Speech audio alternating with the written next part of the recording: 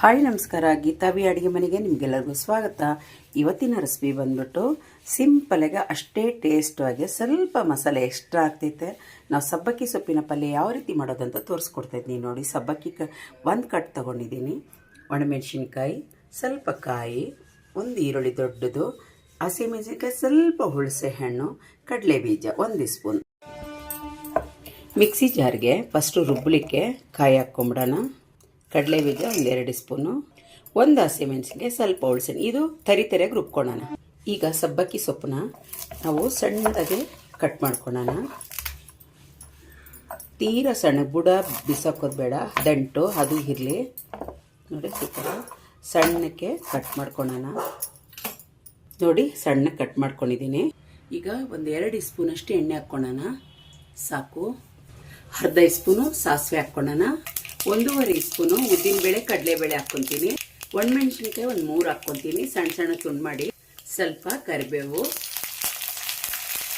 ಸ್ವಲ್ಪ ಮಿಕ್ಸ್ ಮಾಡ್ಕೊಂಡ್ರಿ.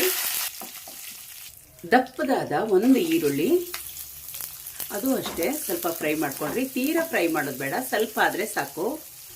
ಸ್ವಲ್ಪ ಹಿಂಗೆ ಹಾಕ್ಕೊಳ್ಳೋಣ ಸಾಕು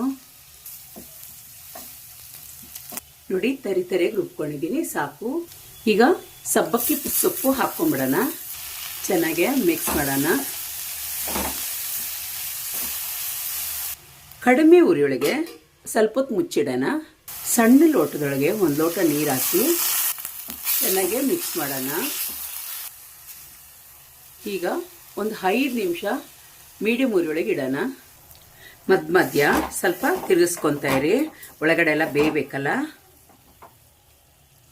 ರುಚಿಗೆ ಎಷ್ಟು ಬೇಕಷ್ಟು ನೋಡಿಕೊಂಡು ಉಪ್ಪು ಹಾಕ್ಕೊಂಬಿಡೋಣ, ಮಿಕ್ಸ್ ಮಾಡೋಣ.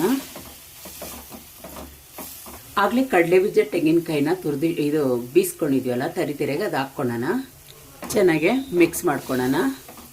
ಖಾರ, ಹುಳಿ, ಉಪ್ಪೆಲ್ಲ ಪರ್ಫೆಕ್ಟಾಗಿರ್ತೈತೆ. ಹುಣಸೆಹಣ್ಣು ಹಾಕೋದ್ರಿಂದ ಡಬಲ್ ಟೇಸ್ಟ್ ಇರ್ತೈತೆ. ಒಂದೇ ಒಂದು ಸೆಕೆಂಡ್ ಮುಚ್ಚಿಡೋಣ ನೋಡಿ. ಆಗಿದೆ. ಈಗ ಸರ್ವ್ ಮಾಡ್ಕೊಳ್ಳೋಣ. ಯಾವ ರೀತಿ ಮಾಡೋದು ಸಬ್ಬಕ್ಕಿ ಪಲ್ಯ ಅಂತ ನೋಡಿದ್ರಲ್ಲ. ನಿಮ್ಗೆ ಇಷ್ಟ ಆಯ್ತಾ? ಇಷ್ಟ ಆದರೆ ಪ್ಲೀಸ್ ಲೈಕ್ ಕೊಡಿ, ಸಬ್ಸ್ಕ್ರೈಬ್ ಆಗಿ, ಪಕ್ಕದೊಳಗಿರೋ ಬೆಲ್ ಬಟನ್ನ ಕ್ಲಿಕ್ ಮಾಡಿ, ಬೇರೆಯವ್ರಿಗೂ ಶೇರ್ ಮಾಡಿ. ಮತ್ತು ಬಾಣಂತಿಗೆಲ್ಲ ಇಂಥದ್ದು ಮಾಡಿ ಕೊಡಿ ನೋಡಿ, ಎಷ್ಟು ಚೆನ್ನಾಗಿರ್ತೈತೆ.